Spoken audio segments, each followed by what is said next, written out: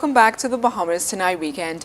National Security Minister Dr. Bernard Nottage is calling for a national crusade to give every Bohemian child a father figure. Dr. Nottage was speaking at a church service to commemorate the International Day Against Drug Abuse and Illicit Trafficking when he called on the church for help.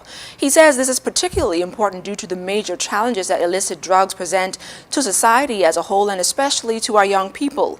The United Nations has identified June 26 as International Day Against Drug Abuse and Illicit Trafficking. To know how many Bohemian children have never met their father, do not know who their father is. But we have the power to do something about it, particularly in the church.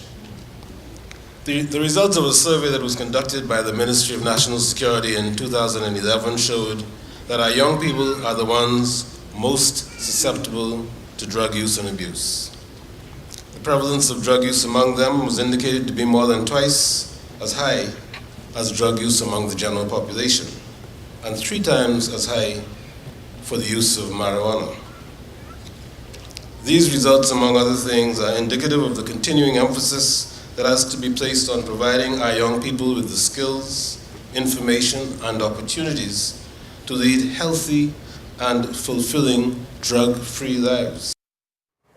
Now, the Ministry of National Security's National Anti-Drug Secretariat, in collaboration with the Multi-Sectoral Planning Committee, are seeking to reduce the demand and supply for drugs.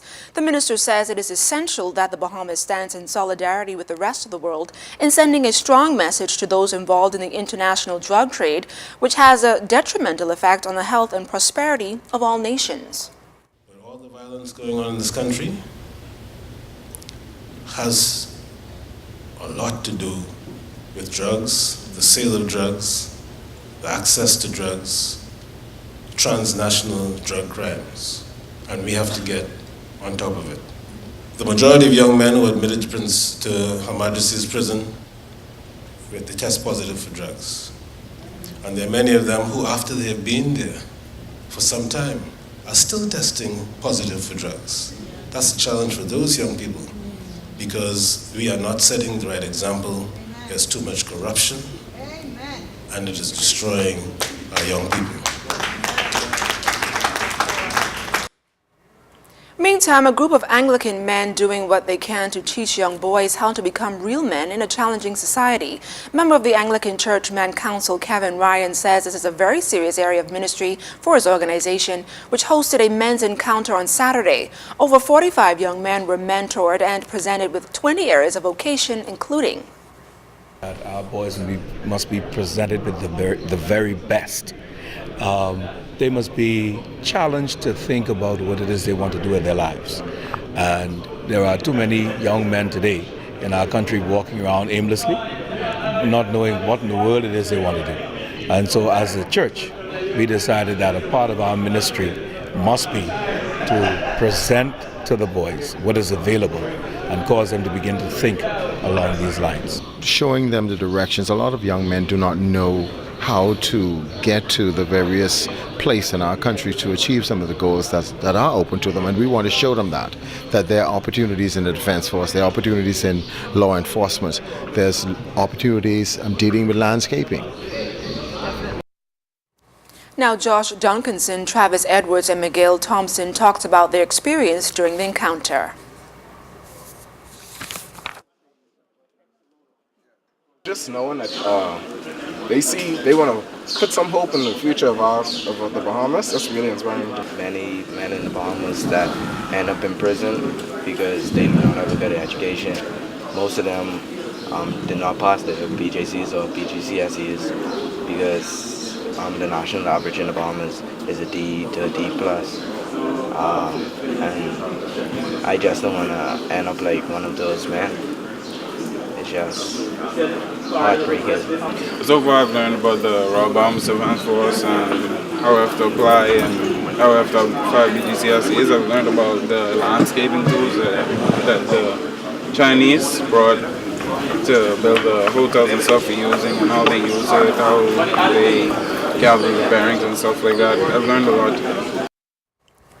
And the Bahamas making it big in the fashion world, as last night our very own fashion designer Theodore Elliott was crowned the Season 3 winner of Mission Catwalk in Jamaica and is now off to London's Fashion Week. For those who may not know, the Mission Catwalk is a television series that showcases the best designs by some of the Caribbean's top designers who compete weekly in fierce competition.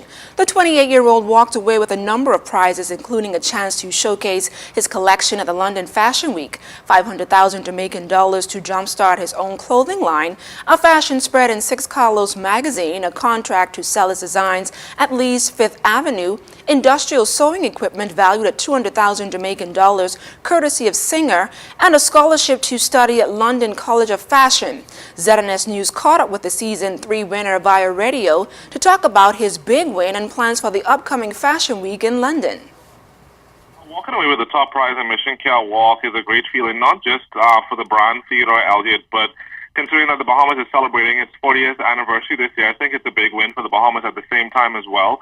So I'm happy to walk away as the first Bohemian to win Mission Catwalk. Right, the winner of Mission Catwalk has the opportunity to showcase at London Fashion Week. I've decided, they gave me a choice to either showcase in September of this year or February of next year. So I'll be showcasing in February of next year just to give myself some time. And I have the option to either showcase my winning collection, Hello London, which is a 12-piece collection, or I can make an entirely new collection. Bohemian designer David Roll also making the country proud, placing second in the competition. Meantime, the Mission Catwalk Season 3 winner returns home on Thursday. Congratulations to both fashion designers. A united effort continues this coming week as the Bohemian flag heads into more family islands after making stops in the Abacos and the Barry Islands. With its unique black, golden aquamarine, the Bohemian flag symbolizes the country's image of sand, sun, and sea, as well as the aspiration of the Bohemian people from an economic and social perspective. The flag was hoisted on each island as residents reflect on the country's growth over the past 40 years, while an Abaco Commissioner of the Independence Committee, Father Sebastian Campbell, also looked back in history and noted the importance of passing it on to the new generation. So let's cherish our children. Let's teach our children. Let's indoctrinate them in things Bohemian and what it means to lift up your head to the rising sun, Bahamaland. March on to glory, your bright banners waving high. See how the world marks the manner of your bearing. We must be proud to wave the flag, proud to talk about our achievements, proud to say what we have done. And that does it for this portion of the news, but don't go anywhere. Sports is up next with Charles Fisher.